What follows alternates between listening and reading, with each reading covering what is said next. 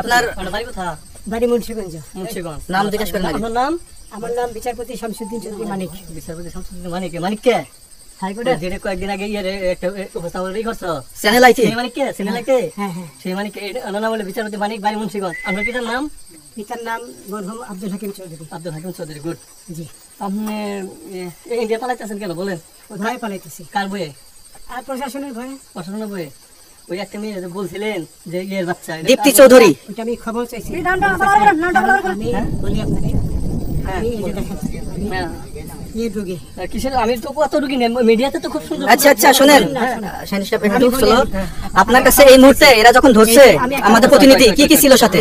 আমার সাথে কি কি ছিল এটা বলেন। আমার সাথে ছিল ব্রিটিশ পাসপোর্ট, বাংলা পাসপোর্ট, টাকা টাকা আর কয়টা ই কার্ড, ডেবিট কার্ড আর ই কার্ড। কি বলে?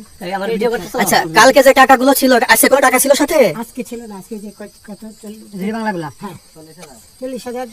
40 টাকা আজকে আজকে হ্যাঁ আজকে যেটা কয় টাকা ছিল? বেকানি এই বেকানি ওই বেকানি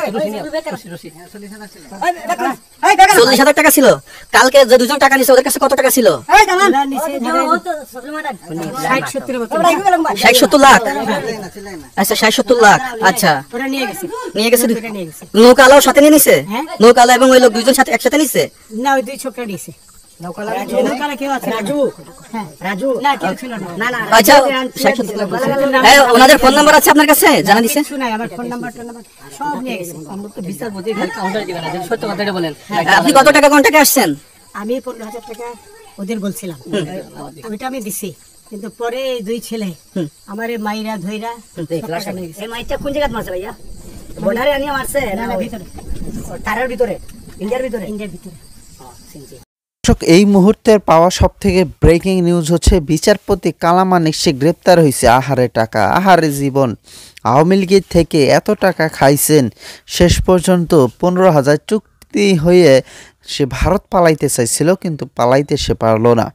শেষ পর্যন্ত তাকে বিজিবির হাতে গ্রেপ্তার হইল।